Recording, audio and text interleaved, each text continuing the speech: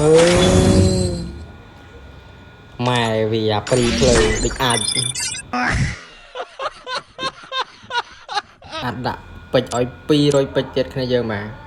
ខ្ញុំចូលមកចាប់ជាមួយនឹង skin ពុកមាត់បង្ហាយតែហ្មងយើងមកដោយសារតែខ្ញុំបាន42%ហើយ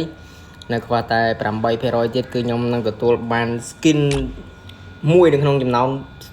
ចង់ថាខ្ញុំទទួលបាន skin មួយនៅក្នុងចំណោម2ហ្នឹងមិនដឹងថាបានអានេះឬក៏បាននេះទេតែបើបាននេះគឺចប់ហើយអ្នកគ្នាហើយខ្ញុំលុបហ្គេមចោលហើយបើបានអានេះមកខ្ញុំលេងបន្តតអូខេឥឡូវកុំឲ្យខាត់ពេលយូរឥឡូវយើងដាក់ម្ដង15ពេជ្រគ្នាយើងមកអូយបានមកហើយព្រីហ្វាយវាក៏ទៅតម្លាក់វាមើលឲ្យបើយើងចុចមកហ្នឹងយើងតាមដល់មួយចុងក្រោយទៅយើងចុចហើយបានកំភ្លើង skin ឡើងបតអូខេបាន8ហើយហើយ4ហើយយេសំមួយចុងក្រោយគ្នាយើងមែន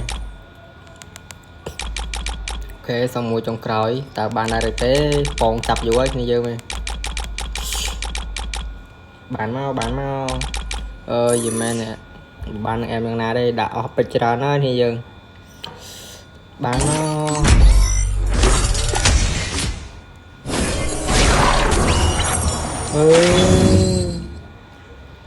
ម៉ែវាព្រីភ្លើងដូចអាច